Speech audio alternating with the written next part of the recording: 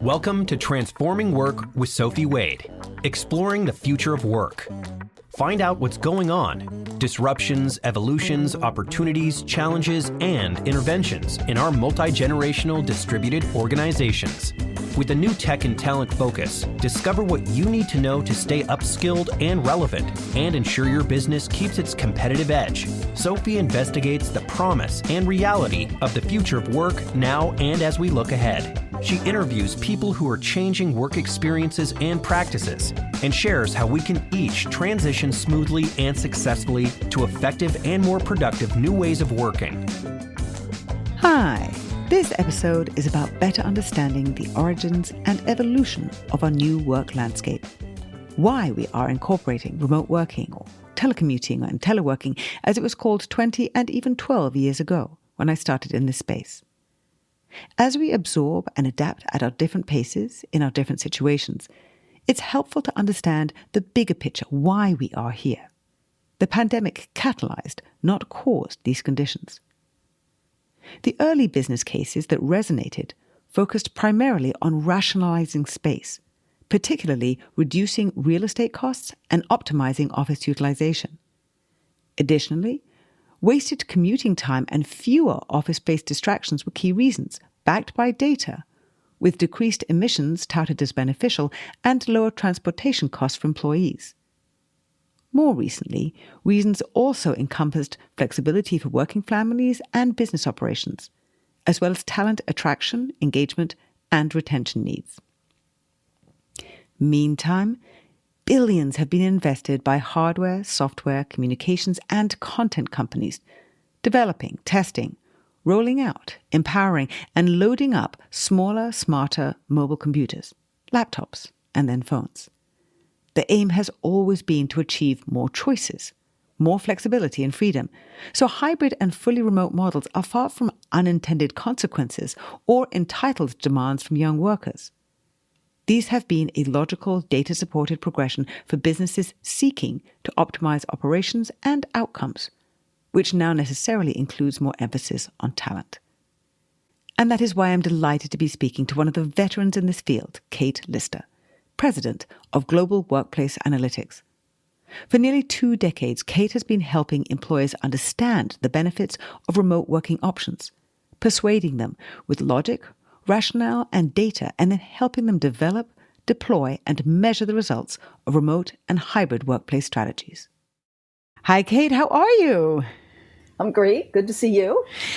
Very good to see you. And as I explained to you last time when we just had a chat, I have been following you and your research for a long time. So I am delighted to be talking with you now and getting the history behind where we are now. There are so many things that have changed that appear to be completely new to many people, but I know that that's actually not the case. So I'd love to start off with, how did you get here? What got you into telecommuting and teleworking? Because that was your thing a long time ago. Yeah, almost 2 decades ago. I started out as a banker. Oh my goodness, I did not know that. That's not where you expected it to start, right? And then I ran a number of businesses in between, but I've always sort of been about show me the bottom line, show me the metrics. Right.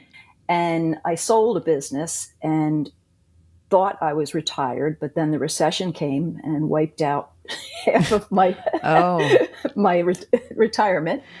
And so I sort of started scouting around for what I want to do next. Mm-hmm. My husband and I worked together in all of the businesses that we've had. What kind of businesses were they? Well, okay. It's not a good segue. We ran a vintage airplane ride business for 16 years. Oh, I love that. Oh, my goodness. Oh, that's great. Oh, okay. So the banking, financing, okay, capital equipment and stuff like that. Got it. It all comes together now, right? Right. No, I get it. Okay. Oh, but that's so cool. Do you still have any? No, we had 7 and we sold them all with the business. Oh, vintage, like biplanes, Red Baron, old 1920s biplanes, World War II warbirds. Oh my goodness. You have to give me a picture of you. Send me a picture of you with the goggles on or whatever, because I'm sure you have some. The whole bit. I'm excited. So why did you decide that vintage Plain business was no longer for you. Oh, the public.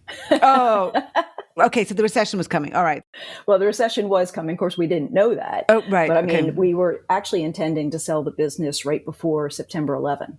Oh, okay. And then once that happened, the business was shut down for like 6 months. Of course. We couldn't.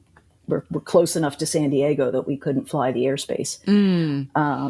And you need 3 solid years of growth and performance before you sell a business. So that meant once that situation was over, Sure. we had to continue with it for another 3 years. And that happened to end just before the recession. And we sold the business just before the recession, which was great in terms of the business, but not so great in terms of the investments. So then you've sold the business, the recession is just on the point of coming, or you can see it about to hit the wall. And that was when you started getting into telecommuting and seeing there's a different way to live my life or our lives. And I think that's the point. That's the thread, if there is one, is Doesn't have to be one at all. defining our own lives. We worked closely together for 16 years. We wanted to be together. We wanted to work from home. Believe it or not, we ran that business from home mostly because when you're at the airport, everybody thinks that the business is just about great old airplanes and telling stories. And it's a real business, right? So it's kind of hard to get work done. So that's why we were working from home. Got it. Sort of scouting around about, okay, what other kinds of things could we do from home? Mm-hmm. And saw all of the scams. And I saw my our daughter go through this, taking all these sort of scam jobs and thinking she could work from home, and it just never worked out. So we decided to write a book about it. We had written 2 books before for John Wiley and Sons, very boring business finance type books, and went to Wiley and said we wanted to write this book about telecommuting and the benefits for businesses. Oh. And they said, well, we don't really think it's a business title. Why don't you write a consumer title? Which we did, Undress for Success, the naked truth about making money from home. Okay. And I begged them not to put bunny slippers on the cover. Pink bunny slippers on the cover is what they wound up with. Oh my gosh. Okay. All the things all those images that we were trying to fight against. I have to say, we're not recording the video, but when I'm looking at Kate here, she's not a bunny slipper person, I have to say. Nor am I. So, okay. So but she has some on. She just showed me her feet. They're not bunny. They're pink, though. They're pink. All right. Fabulous. So we've gone from vintage planes to bunny slippers. Now what? Okay.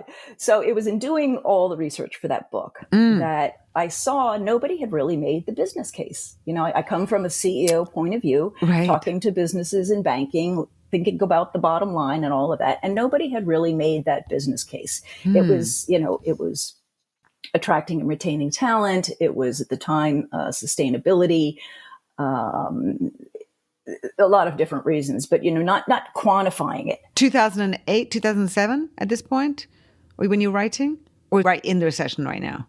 No, yeah, this is right in the recession. Okay. This would have been 2007 ish, so I'm thinking, how do you quantify this? The C-suite talks in numbers and show me the money, show me the bottom line, right? And it just seemed easy to me to look at, well, wait a minute. If people say they lose 52 minutes a day in getting to and from work, and they lose about 3 hours a day in distractions at the office. And you did some research to find out that there was that 3 hours of distraction. Exactly. Right. And I'm kind of a research nut anyway. Yeah. And over the years, I've put together a database of over 6,000 documents, everything I could put my eyeballs on that has to do with workplace and quantifying workplace and research behind it, what companies are doing, how things have worked. And there will be the links in the show notes so that anybody can dig through some of this research because it's fascinating stuff. And so when I'm making a case to the C-suite, and that's largely what I was doing before the pandemic. It was, okay, here's why you're going to increase productivity. Here's the 5 studies that support it. And here's the 3 companies that have done it. Right. Here's why you're going to attract and retain talent. Here's the 5 studies, so everything was very fact-based. Yep. And at the end of the day, we showed that you could save $11,000 per half-time remote worker per year. Yes, I remember that. You remember that, I right? remember that, yeah. And we created a calculator around it. It's been on the web since 2012. Anybody can use it. To quantify the people, planet, and profit. So it quantifies that 11,000 plus the planet and how much it would save, and also how much each employee would save as well. Yes, would save, and ranges from about $2,500 to $4,000, but much higher where you live, for example. Right, and it got traction. I found when a champion would typically bring me into a company. And when I stood in front of the C-suite and said, look, this is the business reason that you should do this. We weren't talking about because the employees wanted to at that point, right? Yeah. They didn't really care about that side. Who were the typical champions at that point? In my very first one, it was someone who ran operations for a regional hospital chain.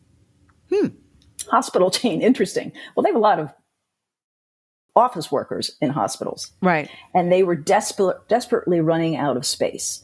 They'd estimated by the end of the year, they were going to be 400 seats short. So that was the driving factor. That was the impetus. Right. And I even remember sitting in a meeting where we had the CFO, the CHRO, the head of real estate, head of IT, all together, and talking about how much money they could save and how much less real estate they would need. Right. And turned out they were just building a brand new building. And the CFO said, well, shouldn't we be thinking about this when we're building this building? Well, no, it's too far along, sir. A few minutes later, he's still ruminating on this. And, well, I think maybe we ought to go look back at whether or not we can, make some other decisions there. Right. And they did. Oh, they did? Wow. They looked back, but they also decided it was too far along. Right. But the core 4 people who need to be in the room, those are the people who need to be there no matter what. Right. And I insist on that. And even, back 18 years ago, I insisted that, that has to be the way we start. Unfortunately, this champion had that ear. Right. That she was able to put that together. And then other champions, just because I'm really curious as to where you saw there being a crack in the door that you could try and open with this very sound, logical argument. What were some of the other cases the way you found a champion? Well, I call it the solution to the problem du jour. Because, you give me the problem. Snowstorms in the winter and people can't get to work. Okay, I'll show you the resilience element. We're having talent shortages. Okay, then we're going to focus on talent. And this is what has happened over a year. It's been a pendulum that's been swinging back and forth. In the recession, it became saving in the 2008, 2009 recession. It became about saving money. Right now, it's teetering between talent and money. Because as we start to talk about another recession, the focus is on that. And also, I do remember coming out of the recession, at that point, when I was starting to look at all of this, there were a lot of people who had started on the freelancer route because they couldn't get full-time jobs. And BLS had voluntary freelance workers. They have a lot of challenges in how they define things. And they found that there were millions of people that were interested to not go back into full-time employment because that was tied to having to be back in the office. I remember the exact same study. And the interesting thing is that typically before a recession, contingent labor goes up. So you start getting more contractors. And then the hallmark of the end of the recession is that you start the contractor employment starts to go down. Right. It didn't happen in the 2008, 2009 recession, just as you said. Right. And when you ask people why they're doing it, it went from because I need the income to I really like the lifestyle. What was the trend then from between the end of that recession and pre-pandemic? 2011 was when I really got interested in and advocating for workplace flexibility, which includes remote working, hybrid working, anything that isn't 9 to 5 in the office. What were the trends that you were seeing? Having talked to John Reardon, he was saying less than 5% of work days were not in the office, but it was much more prevalent than that informally, I guess is the big difference. Yeah, well, I've been tracking it for all of those years. And I think when I started tracking it was about 2.5% of the workforce worked from home half-time or more. Okay. And then over the years, it got all the way up to 5% Oh, in 2019. So it really was that low. Oh, my goodness. Yeah, it was ripping along at 10% growth a year. Oh, I see.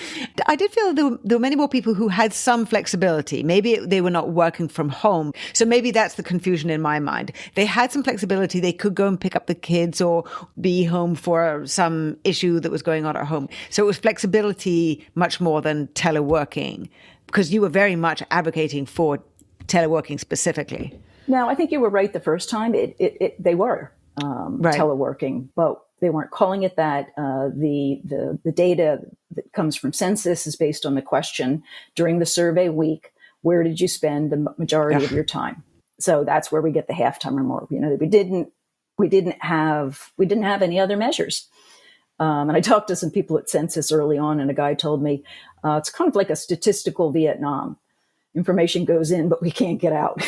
But also the questions still haven't been updated sufficiently, that they're not really capturing the reality of what's going on. Oh, they're not. BLS just came out with some stuff last week that I can't begin to understand. It shows about half of what every other study shows in terms of who's working from home and who did at the peak of the pandemic. It's very strange. The pandemic hits, and as far as I'm concerned, the future of work arrived then, it was accelerated. As people were forced to work from home or were in terrible high-pressure situations, the front line, don't want to forget them. But the people who were forced to work from home, what were some things that really did surprise you now that people were teleworking, even if it was under stress and emergency conditions? Bar none, it was how quickly they adapted. It's kind of like a self-indictment, because I would typically spend 6 months to a year with an organization preparing them to do, even a small level of remote work versus boom, overnight. It's like, well, okay, maybe I could have done that differently. Just pull the plug. Having said that, they missed a lot in doing it that way. And we can talk about that if you like. But just how quickly they adopted. We did one of the first surveys out the gate and got it on the street. I think it was about early April. Mm-hmm. And it was just phenomenal. At that point, people were saying they were 80%, 90% feeling more productive, feeling like this was going well. Right. That was a real surprise. Despite the desperate times, that was actually amazing to experience. As it prolonged, as you saw people, they adapted, they rallied, pivoted, did whatever. Then we had Delta in the summer of 2020. Then we got into the fall again, so people weren't going to be able to go back into the office. We're not getting into the epiphany year yet, which I see as 2021, but still at the end of 2020, how did you see people's psyche or approach or mindset about this new situation, both from an employee perspective, but also managers and executives? Yeah, there's so much going on at that time, with people with their children at home. In a lot of ways, it's really not a fair example or a fair pilot or a fair test. Oh, no, I know. I'm not meaning it in that sense. In spite of that, yeah. It was all going well, right? Yeah. And I think by that time, they had their technology. Some were still fighting over who pays for it. And, that was kind of the questions I was getting at the time. And they'd had the systems in place. They were now kind of used to their routine. Right. They were also feeling more trusted.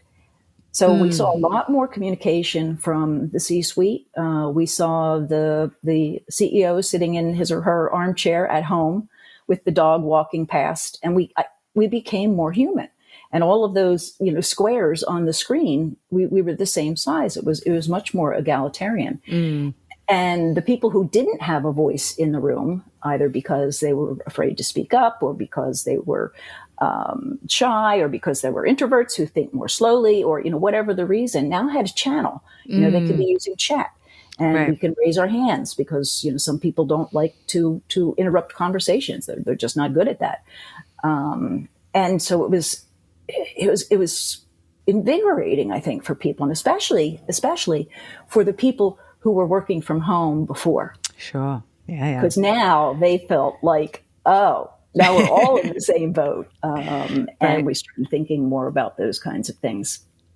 But I don't think at that point we'd still settled into this could go on for a whole lot longer. We were constantly in this triage mode. It's next month, it's next month, it's next month. It's actually extraordinary to me to realize, I think, that had the pandemic only lasted 1 year, that this was a trend that had been going. There was more and more teleworking, but the biggest impetus, the biggest momentum, and these epiphanies wouldn't have happened if it had only been 1 year long. So then we get into 2021 and huge expectation that things were going to be different. And then when that didn't change, March, April, there was a lot of burnout, a lot of difficult issues going on in the workplace. And then things started to shift mindset-wise. How did you experience 2021 in terms of that amazing shift? It was the busiest consulting year of my life.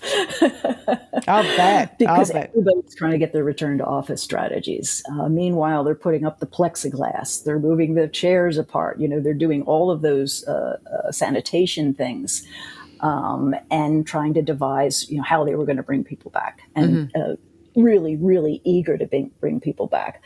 But from the people's point of view, it was like, this is a good gig. Kind of liking this. I don't really want to give it up. And, my job isn't that important to me. I've got different priorities in life. I just read another study the other day, and something like 40% of people say that they feel differently about the relative importance of work versus their life. And they started to learn that they could make a living and have a life. And they started to time shift as well, which is even more important to them than being able to shift where they work. Something like 87% of people say they would like to work from home some of the time, but 98% say they would like to be able to shift their hours. I seem to remember that people were shifting their hours before. That was some of the workplace flexibility. Was that just a tiny piece of it? Because it was to do with people avoiding the traffic, but that now actually became the first thing that people wanted? I found a lot of resistance from the corporate side. They, for some reason, well, I know the reasons, they felt they were more concerned about people not sticking to the 9 to 5 than they did them working from home. And that continues to be true today. Some of them are going to these shared hours, so we're going to be available from 11 to 2. Right. I wrote testimony for a congressional hearing a couple of weeks ago, and then listened to the hearing so that I could hear my name being called. Of course, as you do. And so listen to some of the senators talking. And there was this one senator, and I won't go political and say who it was, but he was saying, I don't believe they're productive. I think they're just sitting at home on the edge of the sofa, watching TV, throwing in a load of laundry, taking the dog for a walk. Well, so what? I mean, I'm not watching TV aside, but I mean, if they get their work done, right? What do you care? And that shift to results focus is a very important piece of it, but absolutely, what do you care? So in the data, we started to see that the percentage of people that wanted to work fully remote in the future went up substantially, something like from 15 to 30% that wanted to stay fully remote. And we saw a great deal of the people who said they wanted to be fully in office start to gravitate toward the hybrid. And that continued, that trend continued through 2022. But the interesting thing, I think people think that this was all of this interest was from the pandemic. When I started this almost 2 decades ago, about 90% of people said they wanted to work from home at least part of the time. And they cared about shifting their hours even more than they cared about shifting their place. Right. The difference that the pandemic made was that, and I think the pandemic in concert with talent shortages, if we didn't have talent shortages, I really don't think we'd be seeing the acceptance that we're seeing of remote work now. I wonder about that because talking to some clients, there's one particular firm very conservative industry. It said, we do believe in flexibility. And first of all, we encourage people to come back in the office. And now we're saying they need to 3 days a week. And so many people just weren't doing it. They just weren't coming in. And I said, well, I do think that they don't trust that if they were to come back into the office, that you would allow them to continue on a hybrid basis. So I think there is a challenge in the lack of trust. And this was the same case in the UK as well. There's so many companies were mandating it and people just weren't turning up. Well, we don't like to be told to do anything, right? I mean, you think about a Saturday. You probably have errands to run. You probably have to go grocery shopping. There are things you have to do. But you can't, on Friday, you can't wait for Saturday because you get to do those things on your terms. Nobody's telling you how to do it or when to do it. I mean, we've known since the 50s that's the best way to manage people anyway. And we've just ignored the science. It's been the first time where people individually, but en masse, without plotting behind the scenes, were voting with their feet and just not coming in. There must have been some agreements behind the scene, but it was very interesting to me that companies just couldn't get them in.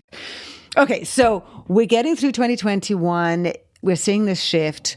How did you then help employers who are starting to see that this is out of their hands now, that they actually can't make it happen? They can't will people back into the office and they can't mandate them people back into the office. What were you then trying to say to them to finally get them into your way of thinking? Well, I think it goes back to some of the same conversations as before. Showing them just how dangerous it will be if you try to get them to come in. Here's what happened at XYZ company. Here's what happened at this agency. Here's what happened at that agency. And then multiply the value of that turnover and show them what it costs the business if somebody leaves. They could offset the entire cost of the entire office space with an increase of productivity of less than 1 minute a day per person. Wow. I'd be happy to pencil that out for you, but definitely. That's a great piece of data. Yeah. So it's the same old thing. I was making the business case again. And part of that business case was also real estate. We also had this pressure now building through last year of potential recession. I think those CEOs and CFOs sitting at home and thinking of those big empty buildings, really opened their eyes. I mean, typical occupancy prior to the pandemic was only like 50 to 60%. So we were way underutilizing in any case space, and we were already working with companies that were trying to reduce that. That they knew that. And the way the offices were set up, having dealt with Herman Miller and Steel Case, it wasn't set up to be appropriate for how people actually work as it is. So they actually needed to do a lot more strategic thinking about their office space too. I think a big part of the reason from the data I've collected that people didn't want to come back to the office is because we've made them so bloody awful. They think giving people a headset is a proxy for taking care of them. And it's true. I mean, the number one thing that would bring people back to the office now, based on the research, is privacy, a private area. That's what they were missing. Right. In this great idea that companies had to push everybody together in this one big cacophonous room and expect them to be able to perform. Knowing particularly Herman Miller's work in terms of the pods, the private areas, the groups, or the different configurations, activity-based working, which is very interesting in terms of how it can encourage people to come back. And all that was building before the pandemic. I mean, we were already, Europe was way ahead of the US, but already moving toward activity-based. We already knew that these big open offices didn't work if there was no choice involved. And moving to activity-based and moving to unassigned seating. And that's one thing that I think the corporate folks are smiling about is this finally allowed them to push that. It was not very popular, but now if you ask them, would you give up working from home? Would you give up your assigned seat if you were allowed to work from home 3 to 4 days a week? The answer is yes. So now, where are we in terms of trends? We're getting to more stable state from your work. way back in terms of workplace flexibility being about a mindset first before it's a policy. It's about flexibility. It's not about mandating 2 or 3 or 1 day, whatever it is in the office. Share with us what your vision is of how it should work or how it works best based on the data. But what do you think is the best case, acknowledging that it's very individual company based? But what are the principles? What's the best way for a company to be thinking about how to do this that's right for them? Yeah, it's settled out about last November, even September. Ever since then, office occupancy has been running at about 50% of what it was prior to the pandemic. So around 30%? About 25 if you look at the, okay. But the data we read in the media says office occupancy is at 50%. Well, because they're not reading the little language that the folks that put out that data as a percentage of what it was prior to the pandemic. And so when people are going to the office, it's a ghost town, and it becomes a cycle that right. If I go there and there's nobody there, and I'm sitting in Zoom all day long anyway, why am I here? Right. And so there's been a lot of technology that has come around, I think, that has improved that, but I think we have a long way to go. I think where it's going to settle out is about where it's been. About 25 to 30% of people want to work from home full time. About 10 to 15% want to be in the office full time, and the rest want to be hybrid. Employees are pushing for 3 to 5 days a week at home. Employers are pushing for 1 to 2 days a week at home. But we're also starting to see that it's just one choice in a palette of flexibility. And this is prior to the pandemic. This is what we would have been doing. We wouldn't just be doing a telework program or a remote work program. It would be a whole suite of programs so that everybody had a chance to participate. So variable start and stop times. Right. I mean, that makes, there was a study in China where call center agents were given the ability to even choose their break time. And it hugely increased engagement and satisfaction. So it's just choice, it's would it go back to Maslow, autonomy, mastery? Yeah. That's what we want. And so when we come back to the office, we want to feel like we're trusted. We want to be given spaces and places that actually support the kind of work that's being done in them. And this is the kind of work that I'm doing with clients now is, okay, well, let's back up. And before you go building this out and flipping the 30-70 ratio of 30% we space and 70% me space, individual space, before we make that flip, let's see what people do. And let's see who is going to come to the office long term. Let's see what kind of work they're going to do there. All the studies over the last several years have shown that mostly that's going to be for collaborative time and for social time. But you don't socialize all day long, right? You don't collaborate all day long. Some of that day is also going to need to be private. So I'm afraid that pendulum may swing too far. It was interesting to me to consider that certain people hadn't realized to the extent that they weren't necessarily trusted. And it was only when they were working from home or were being asked to come back in that they actually suddenly understood what their office presence had meant. And that was not such a pleasant wake-up call. Yeah. Well, and it's been true since Jack Nillis invented the term telework in 1973. It's why it didn't take off, because managers didn't trust their people. It's been true of every client that I've ever worked with. They won't say it in those terms, but they'll worry about their productivity. And what that says is that they're not managing by results. They're managing by butts and seats. And if they're doing that, they're just babysitting. They're not managing. So, Kate, we are going to split this into two because I do want to get into some of the important details about how to make this work. But in terms of wrapping up part one, the big picture and the trends, if a company is still on the fence about this, what are some of the opportunities and challenges that you see on the big picture? Should we be doing this? Shouldn't we be doing this? And theoretically and vision-wise. Yeah. If they want to hire the best and the brightest, it's got to be where they are, because not that many people want to live in the cities.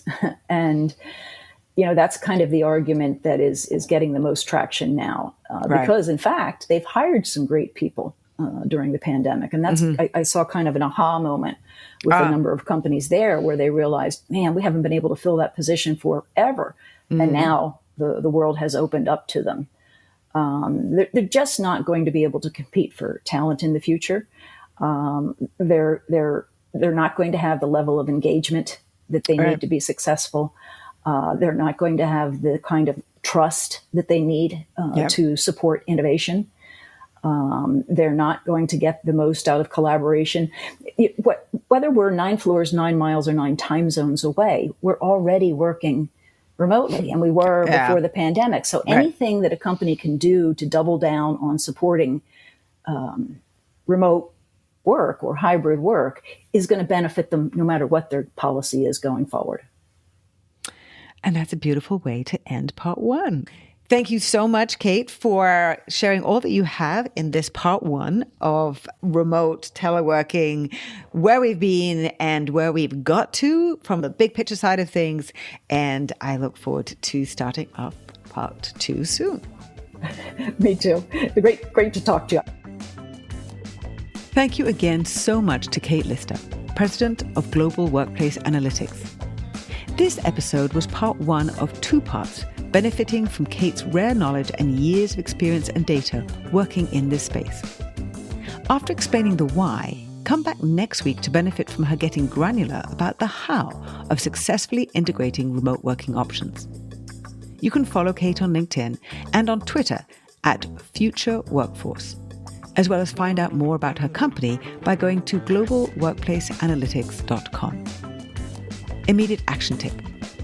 To hire the best and the brightest, the work has got to be where they are, as well as to achieve levels of engagement necessary to be successful and to attain the kind of trust that will support innovation. So double down on integrating remote to benefit. Thank you for listening.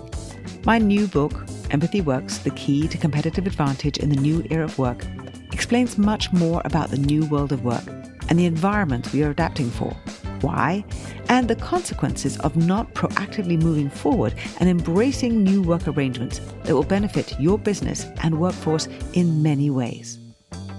If you enjoy this podcast, why not tell a friend, as well as like it? And please write a quick review wherever you listen. For regular video updates, curated useful articles, research, and information, follow me on LinkedIn and Twitter at @SophieWade. For more information to help navigate this period of transformation, you can also sign up for my Work in Progress newsletter on LinkedIn and on my blog, which is available on sophiewade.com and flexelnetwork.com. Until next time.